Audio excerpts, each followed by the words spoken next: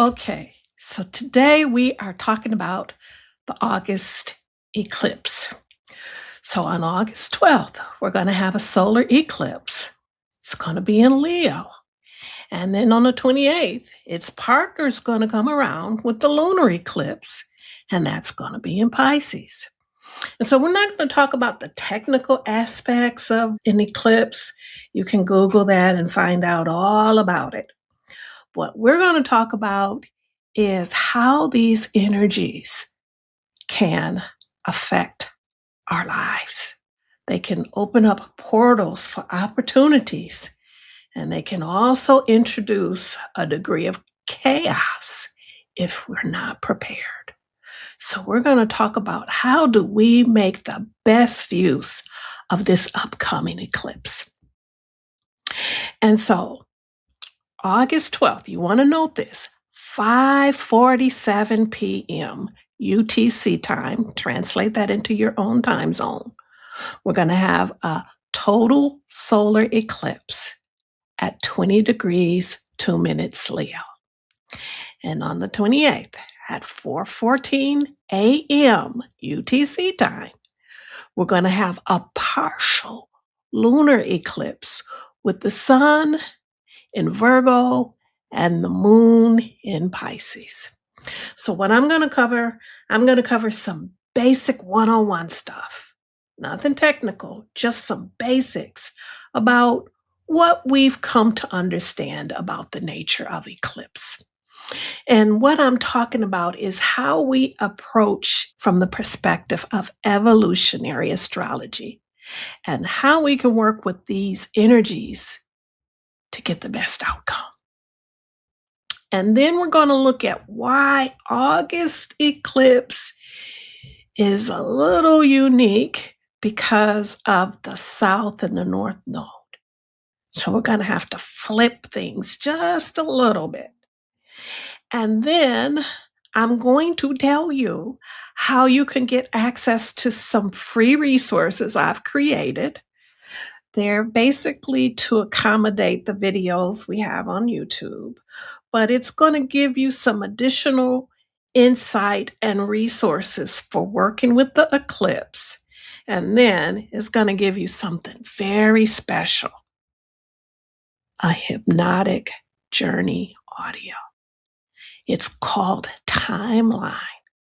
And in this 20-minute audio, it's going to take you on a journey of moving from a timeline where you were constrained and limited by South Node karma, like something that's ready to be released associated with this eclipse. You're going to move from that timeline to a North Node timeline where something is ready to be created or invited into your life.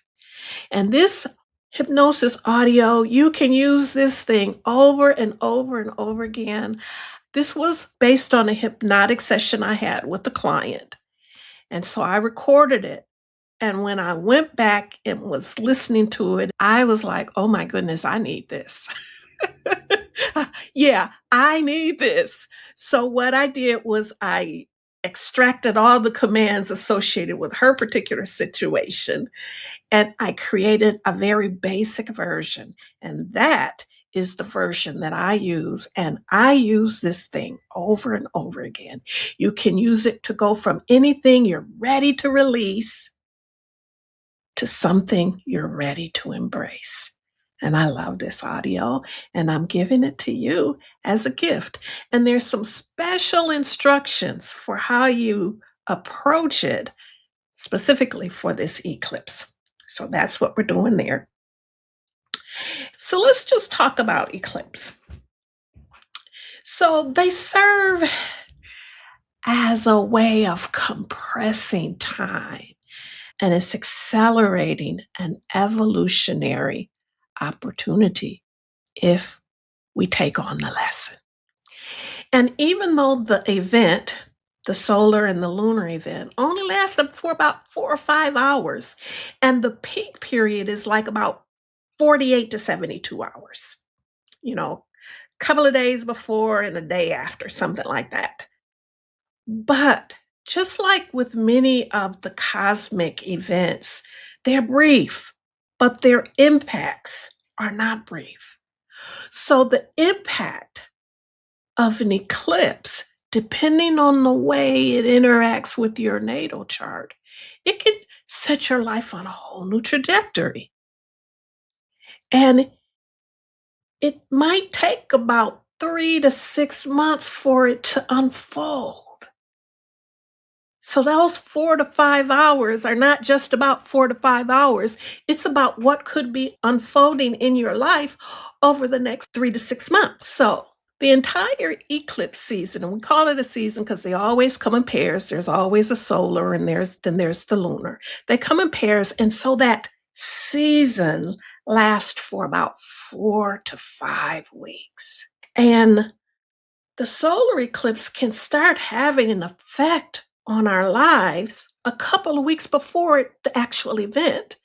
And then the lunar can continue to have some direct effect like a week after the event. So that's how we get that 4 to 5 week period. And so each eclipse cues up a very specific lesson, a learning opportunity. And it's for all of humanity, but it's not going to touch us all in the same way. And the learning opportunity is defined by the sign of the North Node and the South Node. And so August, we're working with the nodal axis of Leo in the South Node, but it's going to be with the solar eclipse, and Aquarius in the North Node, but it's going to be with the lunar eclipse. So that might be a little bit of a twist, because if you know anything about the nodes from an evolutionary astrology perspective, the South Node is about shadow. The South Node is about what we want to release. The North Node is like the North Star. That's where we want to go. That's where we want to head. That's what we want to grow into. So now the bit of the difference here is that usually people think of a solar eclipse is about growth, growing into something new. And the lunar eclipse is about releasing something, releasing the karma. But because we have the solar eclipse with the South Node, that's going to change that. So what we're going to have is the solar eclipse is going to be about releasing something old, something karmic, something on the shadow side, so that we can embrace the thing that's on the North Node. So we're releasing to embrace. We're letting something go to create something new. And then when we get to the lunar eclipse, instead of being hyper focused on the releasing, we're focusing on the embracing, the creating, which is going to require us naturally to release something. So that's a little bit of a difference. Now, I'm going to be transparent and tell you, I've never consciously worked with eclipses. I just thought they were, phenomena in the sky, and I did not give it any other thought. And my old experience about really working with this energy was Mercury in retrograde, and you cut your hair on a new moon because it would grow back faster. And that was all that was on my radar. So as I began to see that these energies have a significant impact on the story of our lives, I was like, ooh, this is something I need to pay attention to. And then I started introducing it with my hypnotherapy clients, and it made a big difference. So I'm going to tell you about a recent experience that I had that kind of blew my mind and it kind of freaked me out a little bit. Chiron in Taurus, 0 degree, conjunct my natal Taurus 1 degree in the sixth house of work. And what happened was, and I study under, you know, the teachings of Stephen Forrest. And, in one of the readings, he's like, pay attention to when a planet stations because the energy becomes more intense. I was like, yeah, okay, Stephen. Yeah. You know, I kid you not. It was as if all of a sudden, out of nowhere, I had a crisis about my value and my self esteem. And if you know my story, I got laid off a couple of years ago from a job I absolutely loved, completely blindsided.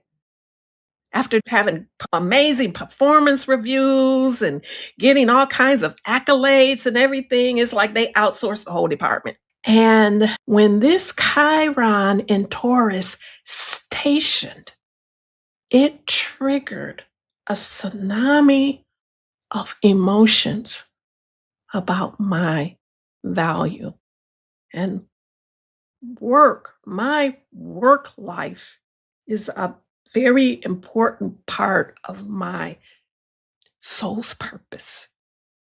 So a lot of my identity was tied into my work, and I was good at what I did. And so when I got laid off, of course, I had to go through some grieving, but I guess I hadn't gone through the whole process because this Chiron and Taurus stationed, and oh my God, it was like the emotions just got dumped on me.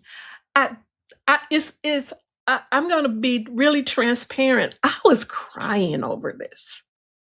Like, 30 years in my profession, and this is all I have to show for it, um and I'm in my 60s, so going back into the workforce is, and so starting from scratch, starting from zero, building my hypnotherapy practice and all this kind of stuff, all that just came down on me so hard. I did a lot of praying. I listened to that timeline hypnosis audio over and over again, and I really had to talk myself off the ledge. Not that bad, but it felt pretty bad. Something made me think, go look at your chart. And when I went and looked at my chart and I saw that little S next to Chiron and Taurus, I was like, oh, here we go. Here we go. So that's what that looks like. It was a wonderful learning lesson for me. It wasn't pleasant at all, but it was a wonderful learning lesson because it taught me how these energies can trigger us. And I know as a human, you've probably had it. My husband has come home. He's like, I don't know what happened today, but I was just in a really, really foul mood. He's like, yeah, it had to be something going on with my chart. I was like, yeah, probably something transited or whatever. And so I want to tell you this because I want you to understand that when we learn to work with these energies, we can really help ourselves navigate life with more self compassion, with more realistic expectations, more patience, more power, and we can be much more effective in making life work for us. So, you want to take this seriously. And at the very least, what you want to do is you want to look at your natal chart in that transit and see if anything major is going to get triggered. And if it is, you want to be prepared for it. That's all. If it is, you want to be prepared for it.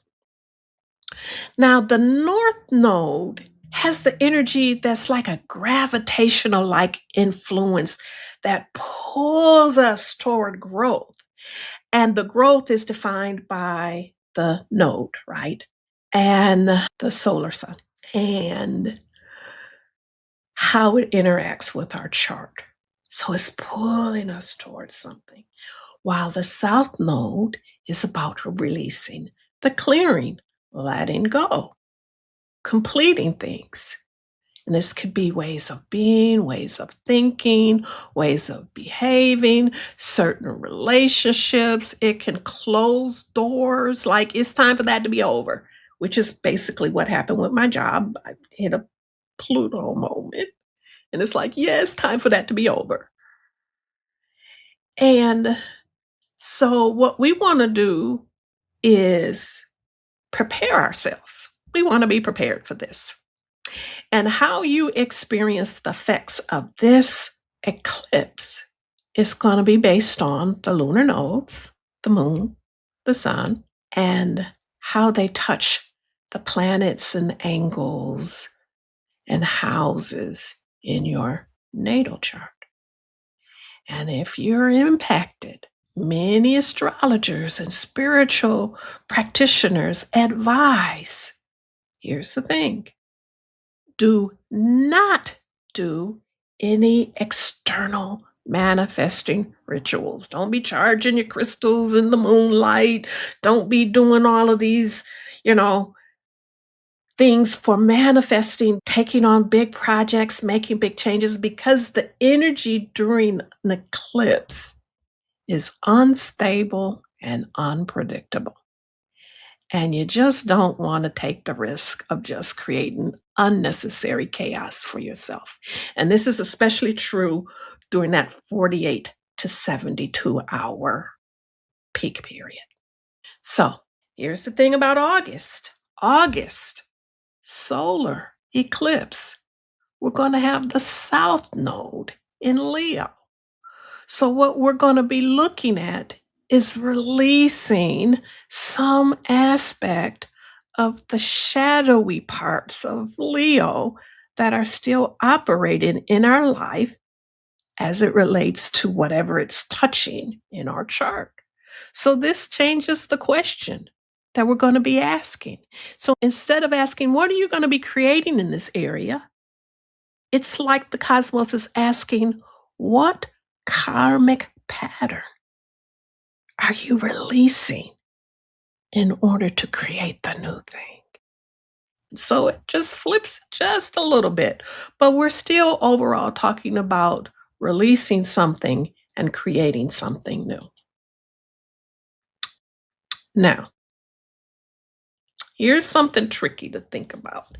Given that we have Jupiter in Leo until mid July 2027, here we've got this solar eclipse coming in talking about the shadow side of Leo. The South Node is in Leo. So, on one hand, we're saying embrace the good aspect of Leo, the light aspect of Leo, the empowering, the spiritually mature aspect of Leo. But you want to let go of that shadow side. And you want to, instead of that shadow side, you want to embrace some of the good aspects of that Aquarian energy, because the Aquarian energy is not about praise and applause and being the center of attention. The Aquarian energy is not about that at all.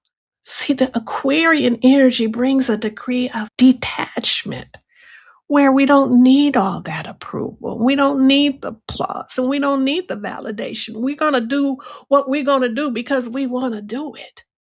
I'm going to do me because that makes me happy. I'm going to do me because that makes my soul sing. If it makes you uncomfortable, I'm sorry, you're just going to have to be uncomfortable. And that's not how Leo's shadow side would behave. And that's not the general nature of Leo, to not concern itself with what other people think. So now I want you to think of Leo in a little broader stroke than we normally think about, because a lot of people might say, well, I don't have all these shadow aspects of Leo, so this isn't going to affect me. And I want to just ask you to consider that our biology and the society conditions us to not only crave approval, but it's tied to our survival. So none of us are going to get out of this without having some aspect of that Leo shadow side tugging at us just a little bit. See, our ancient biology forces us to quickly make the association between our early history when having the approval of the tribe, having the acceptance of the tribe was essential for our survival. And so if we separated ourselves from the tribe, if we didn't go along with the tribe, we could face being exiled, and that most surely mean we were going to die in some violent way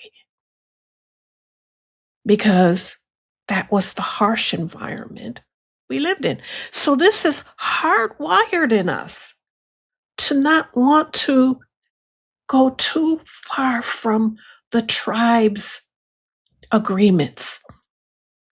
And so there is some biological pressure to conform, and that's just part of our human nature. And even today, and it's real, a child quickly learns that their caregiver's approval is an important part of getting their basic needs met. And when we go to school, we get graded. And getting the good grades got us praise. And then as we continue going on, you know, that form of external validation, which is wrapped up in that Leo energy, is very much a part of our human experience. You know, I worked on a job, you get performance reviews. That's an external form of validation. Your bonus was dependent on how well your boss thought you performed. That's an external form of validation. Maintaining employment.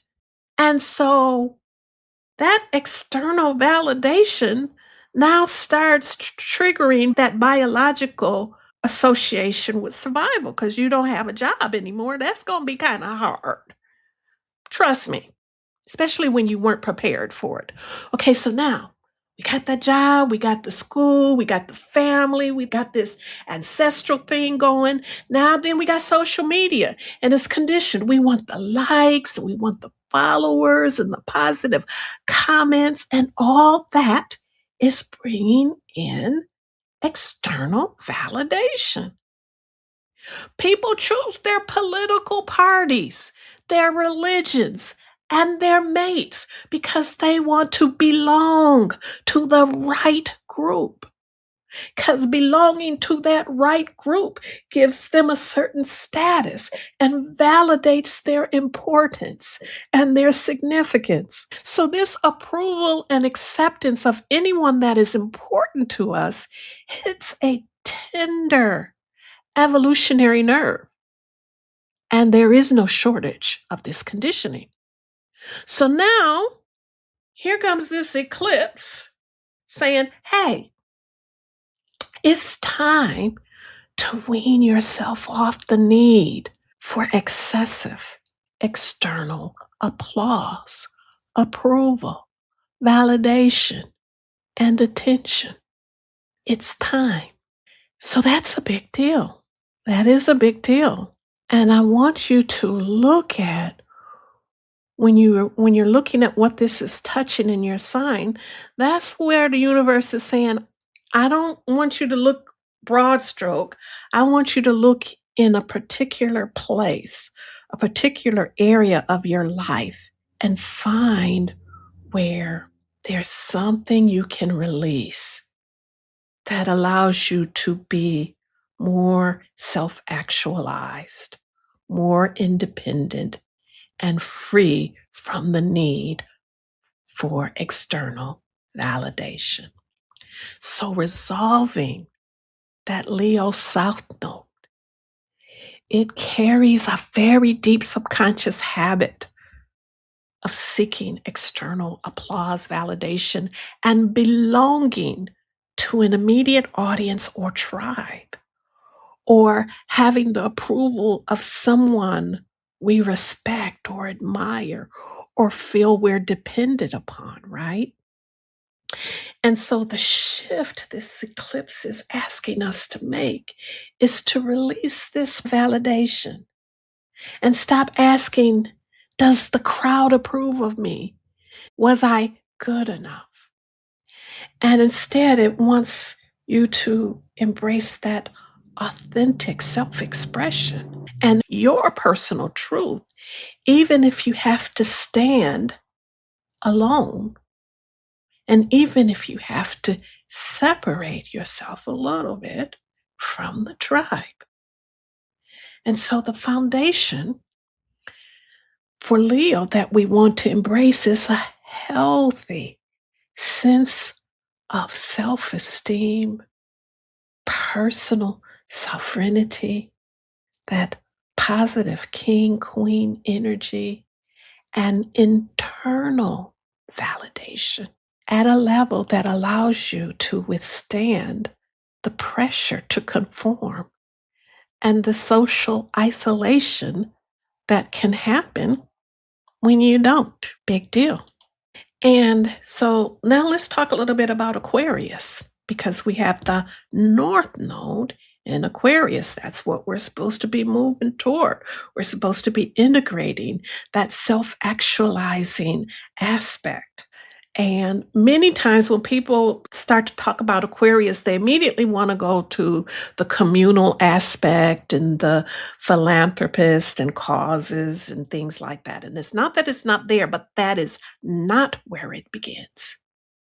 It begins with the individual having the guts and the audacity to separate themselves from the tribe and to be their true, authentic self. To break with the tribe comes with risk. And if this is a lesson you're supposed to learn, it's going to trigger something in you. And it could be biological association of belonging with surviving. It could trigger where you didn't get the validation as a child that you truly needed. So all those things are going to come up for us to look at and for us to deal with. So the paradox of Aquarius in the North Node is it's inviting us to look at the tribal trap. See, the shadow of Aquarius puts us back into alignment with the shadow of Leo because it gets us into groupthink, echo chambers, and giving in to the pressure to conform to the tribe in order to feel safe. And the Aquarius opportunity is true individuation. And in evolutionary astrology, we view the Aquarius North Node not as blind dissimulation into the group, but the courage to be an outsider when your soul says, that's the high road for you. Not just to do it, just to do it. You know, we're not being rebellious to be rebellious. We're not being contrary just to be contrary. It's when your soul says, mm-mm, that's not you. That's not you. Don't betray yourself. And sometimes that means stepping outside of the constraints and the pressure of the tribe. Now, here's the other part of Aquarius. It's the gift that you give back to the community and the larger aspect of humanity is that the collective does not benefit from copies. Those people who just conform never move humanity forward. They just don't. Humanity is advanced when an individual stands firmly in their unique truth and offers an alternative perspective. The Aquarian is the genius when they're operating from the light side that moves humanity forward. And so the ask is it's time for you to play that game, to play the role, to move humanity forward in your own way. And this doesn't have to be some grand thing like, on a big scale. It's in the way that your soul has decided. Okay? So in astrology, eclipses are seen as powerful catalysts for major turning points. And when they hit core markers like your sun sign, your moon sign, the angular houses, that's 1, 4, 7, 10, or the axis, the ascendant, descendant, the IC, or the midheaven, those are very powerful and potent triggers. And so basically, we're looking at conjunctions, squares, oppositions, trines, and sextiles. There are all these different aspects. We're not looking at the whole gamut. We're just looking at some core aspects that will tell us how we're going to interact with this energy. And so the four pillars, the angles, houses, first house, self and identity, fourth house, home, roots, emotional foundation, security, seventh house, one on one relationships. This could be personal, romantic, business, like with clients or something. 10th house, midheaven, career, your public life, your reputation, and your mission. So also, if the eclipse hits a house that has planets in it, those planets will get triggered.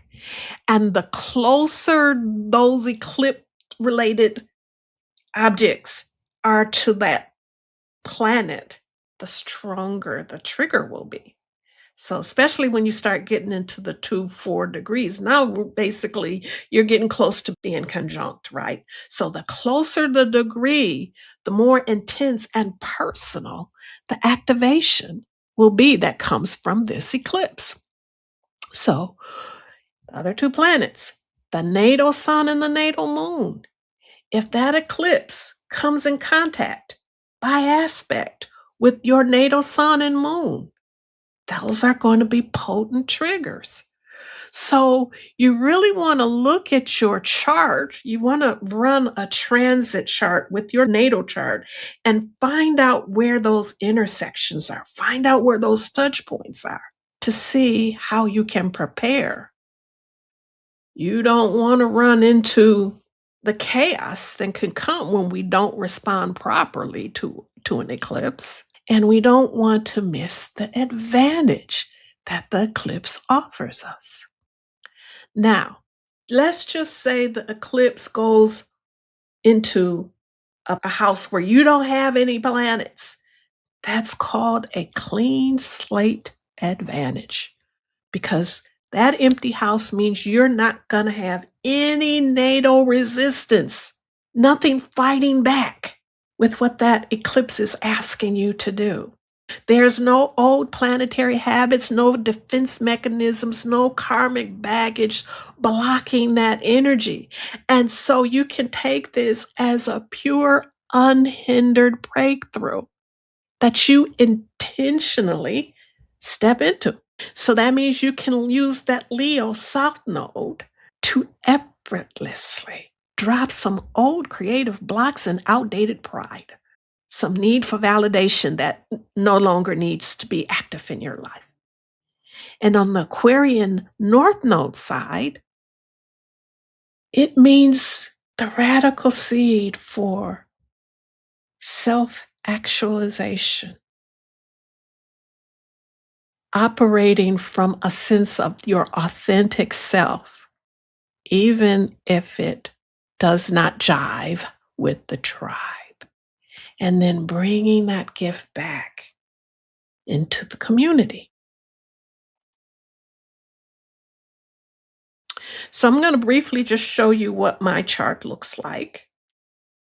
because there's also one other little thing you need to pay attention to, and it's showing up in my chart. You see, the transiting sun is at 20 degrees Leo. And you see the south node is at 29 degrees Leo. And these are in the ninth house. And I do have a planet there that's going to get activated. But that 29 degrees is in something called a 5-degree cusp orb, which means that south node is also going to trigger my 10th house. And it's going to be conjunct my north node in Virgo, which is conjunct my Pluto in Virgo. So remember when I was talking about Chiron and Taurus and that I got laid off and this kind of threw me for a loop? Well, here we're back into the space of work again because this is my public, my public reputation, my career, my mission. So really the ask is, Robin, it's time for you to stop waiting for someone to bless your work, someone to say it's good enough, someone to say, yeah, you should do this. It's time for you to step up and stop waiting for that approval, for that applause, for that praise. And I'll tell you where this is coming from. If you look down onto my fourth house, you'll see my south node and my Chiron are in Pisces, fourth house family. So what I came in with is I came into a religious family where girls just did not have a voice. You weren't a leader. You didn't stand out. You didn't say too much.